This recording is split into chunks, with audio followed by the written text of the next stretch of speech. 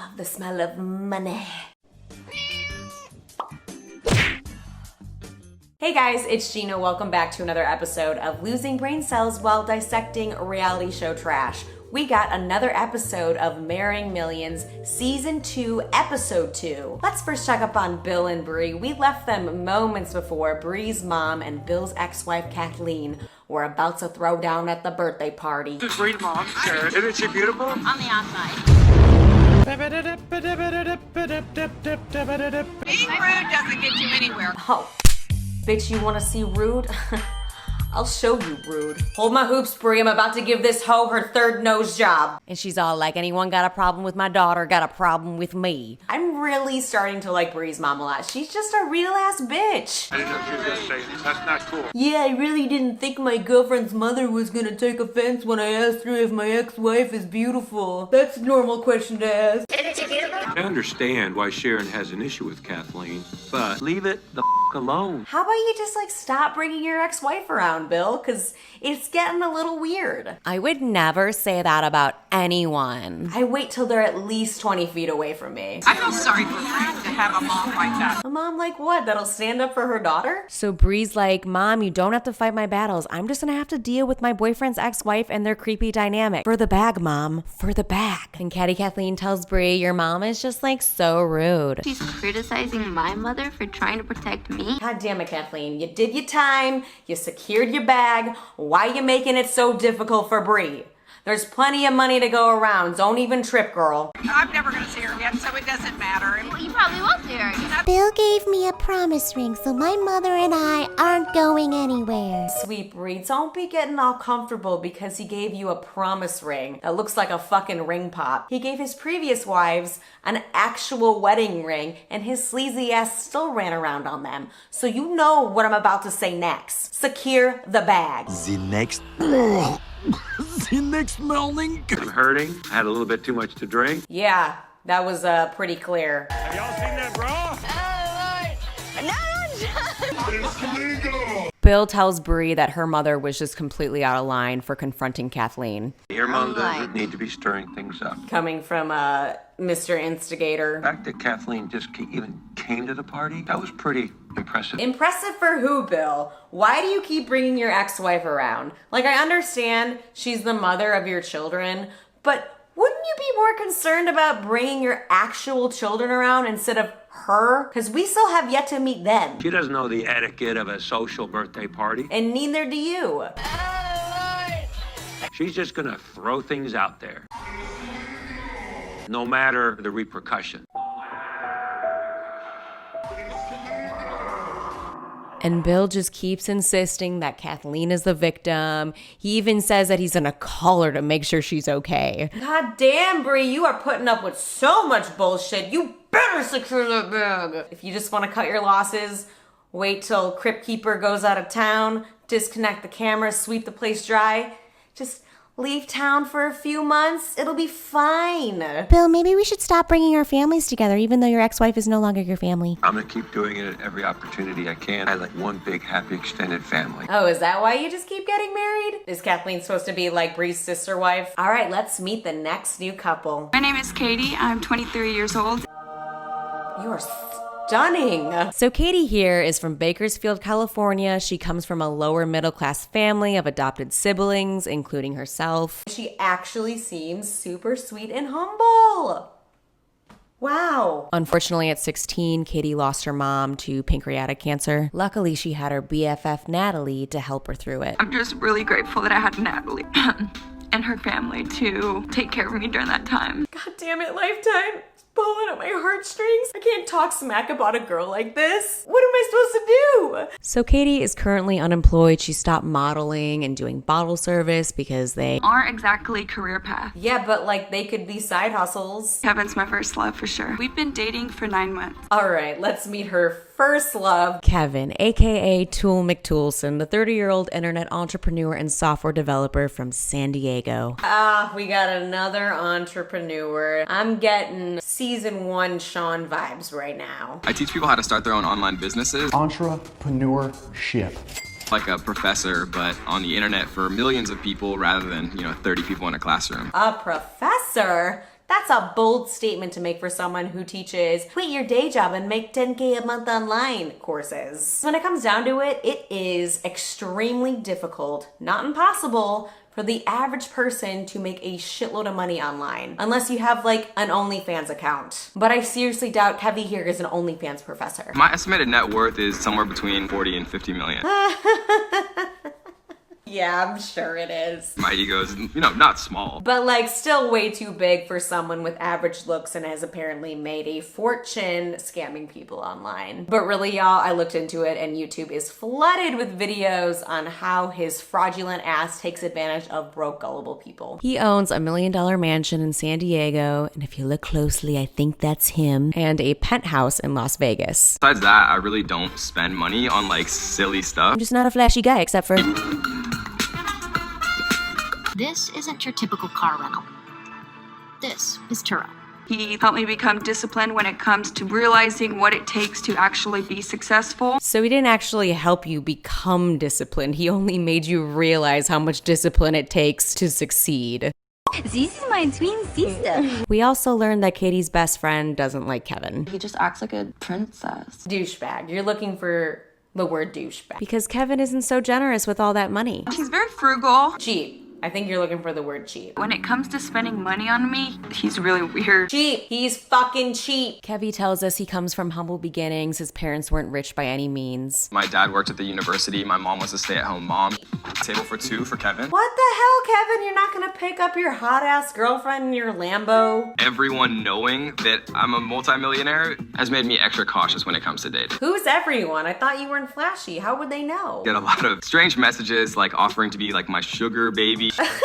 I'm very sensitive to that. You know what's worse than a Splenda daddy? A salty daddy. Kevin and I Thanks, babe, for making me Uber here when you could have picked me up in your rental. go on dates about 3 times a month. And Katie is just super delighted about dining out tonight because they typically order in. We have such chemistry. This is actually right next to some restaurant, the Greek restaurant we went to though, isn't it? Oh yeah, I just really feel that chemistry. Yeah, it's like next door, I think. It's almost palpable. So these two lovebirds met at a conference Kevin was hosting in Mexico. I was following Kevin on YouTube and I was pretty much broke. And in order to afford a plane ticket, she sold her camera. So let me get this straight. You sold your camera to go to Kevin's speaking event in Mexico where you supposedly learn how to make a shitload of money online. But months later, you are still broke and unemployed. Something ain't adding up, girl. Katie hasn't experienced as many nice things as I have. It just, it just kind of goes with our financial stature. I mean, like maybe the fact that she's 23 and you're almost a decade older has something to do with it. How's your day? It was good. I hung out with Natalie today. Then I took a nap. We find out that Katie is still trying to figure out what to do with her life, but she's lacking a bit of motivation in the process. Babe, you gotta wake up early and focus. Entrepreneurship. Do I wish that she was more motivated to kind of be an entrepreneur and create something for herself? I'm like, yeah, 100%. Again, she's 23. What the hell were you doing when you were 23, Kevin? Drinking Smirnoff and playing beer pong? Thanks, man. Appreciate it. So, do you want to split this? Could you imagine being worth $50 million? I mean, he's not, but hypothetically. And asking your broke girlfriend on your tri-monthly dinner date out to split the bill at the expensive restaurant you chose. You want to split the check? You just know how I feel about contributing equally to a relationship, both monetarily and otherwise. I don't expect you to pay for everything, but motherfucker, you're worth $50 million. Just imagine. I think we should split it.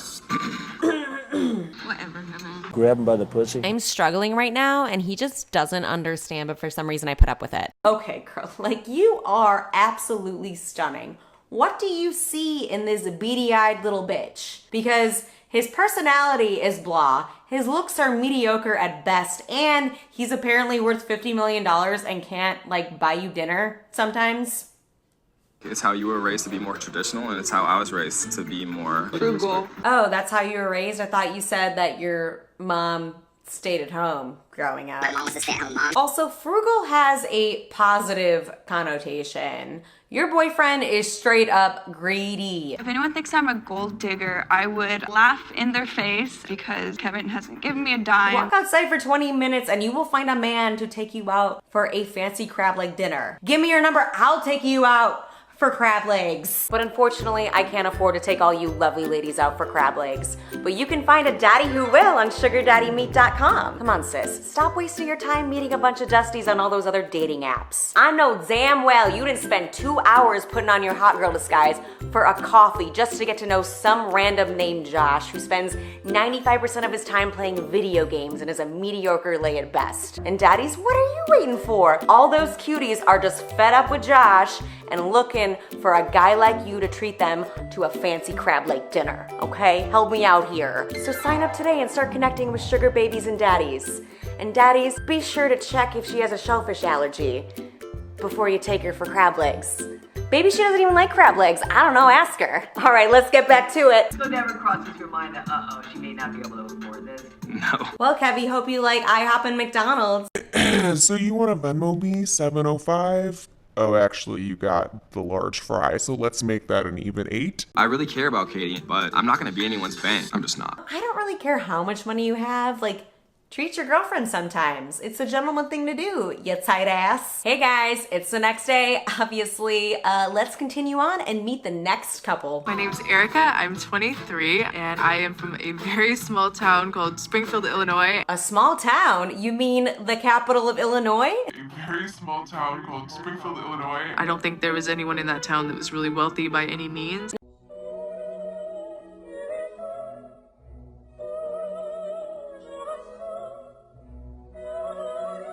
I don't think there was anyone in that town that was really wealthy by any means. Now I must preface as a fellow Illinois girl myself,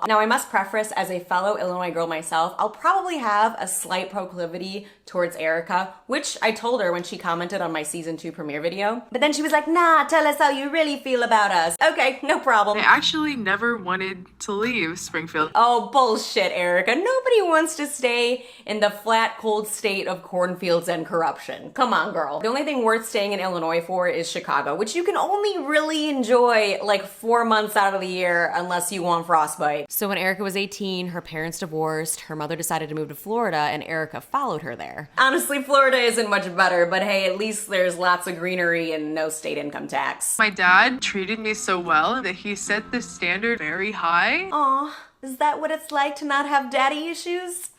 That sounds nice. No guy has been able to reach it. Except Daddy Rick. I'm Rick Sykes. I am 68 years old, soon to be 69 years old, the magic number. Nice. Ricky Boy grew up in a small town in Connecticut. His family owned jewelry stores. And now he's in Miami living on his fancy yacht. And you couldn't be happier than me. I already liked him. He's spunky. Also, thank God he used his money for a beautiful set of pearly whites. Unlike Captain Gingivitis over here. You look good, kid. Thank you. You, I don't know about. Oh my God, what happened to Nick Carter? He isn't looking too good. Got a wide variety of multi-millionaire friends that I'm with all the time. All that money and homie can't get himself some toner for that yellow ass hair? I told you what they call me at the marina, right? BDR? Big Rick. Okay, that's why you're always cheesing, Ricky Boy. Okay. So after meeting on social media, these two just really hit it off. Just don't think Erica's thinking about money at all. And now she's living on his yacht. Just don't think Erica's thinking about money at all. Rick and I have almost 46 years between us. And we thought Bill and Bree's age gap was a lot. Rick and Erica were like, nah, hold my beer. There are just no young men your age. Come on, Dad. Sometimes you date people who are old enough to be your grandpa. It's 2020. Get over it. I don't look at him and see someone that is older than my dad. Like, Yeah. Older daddies just have their life together and they're usually not broke. and they're much better in bed. I mean, yeah. She isn't wrong. Is it about the money and the lifestyle? Obviously. I just lucked out in a way, but I mean, I didn't go searching for like a wealthy older man. And as far as wealthier older men go, she kind of hit the jackpot. Like, he's an attractive man. He's not fat. He's not gross. He has all his teeth and they're nice. He has his hair. And he also seems like he's just a really fun-loving guy. So Erica invites Rick to Springfield to meet her family. It's been a long time since I've been in the center of the country. Yeah, no reason to visit the armpit of the United States. And Rick has no idea what to expect because Erica is unsure whether or not her father will like him or not. What do I call him? Dad? Dad, meet Daddy. Don't do that. This is gonna go really badly. All right, so that's Rick and Erica. You know, I kind of like them. I'm not schmoozing you, Erica. You seem like a really solid girl. Rick seems like a fun guy. Y'all are okay in my book. For now. Let's see what Rodney and Dee are up to. And in the first 10 seconds, they hit us with this shit. You my breakfast. Okay, Lifetime, why you keep showing them like sticking their tongues down each other's throat? I don't want to see that. Come on and eat. Rodney, my dude, did you toast those Eggos? They look like they came straight from the freezer. I was so frustrated because Rodney still won't tell his family or his friends who I am. Come on, don't act like you have it so rough. You getting paid to hang out with your fruity BFF. That sounds like a pretty sweet deal to me. But I'm gonna let everything go because I want to enjoy this weekend in my new lake house. Girl, it's not your lake house. It's an Airbnb. So after dinner last night, Rodney planned a little romantic surprise for Dee. Oh my gosh, this is beautiful.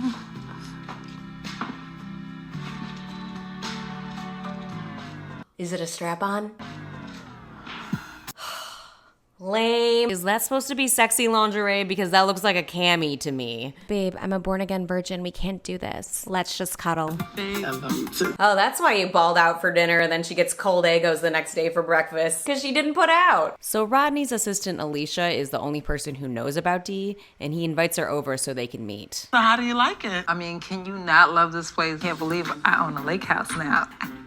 See, even the assistant knows it's an Airbnb. She's like, nah, bitch, I booked this for him the other night. Rodney and Alicia are also friends outside of their business relationship. It showed it for her to cry on too, with her boyfriend acting up. It's good you have a boyfriend. That's such a relief. You stupid. Girl, I'd be more worried about the assistant's boyfriend than the actual assistant. He doesn't even post me on social media. The things that we post on social media are marketing. That's not for him to flaunt the flavor of the week. The assistant be throwing shade. I am not the flavor of the week. I am a diamond in the rough. So if I stop paying all your bills, then what? Oh, shit, he went there. I've had it up to here. Look. 2 freaking years we've been doing this. And I'm not coming back here unless you introduce me to your family. I mean, but like real talk, if I were dating a man for 2 years and I had yet to meet his family or friends, I would be pretty pissed too. Giving me the runaround. Oh, I don't want you to meet my family. Oh, I don't want you to meet my friends. Oh, because of this. Oh, Hey, Dan. No, Dee, come back. Is this about the cold Eggos I served you for breakfast? All right, guys, well, that wraps up episode 2 of season 2. I hope you enjoyed this video. If you did, do your girl a solid and subscribe, and I will catch you next time. Bye.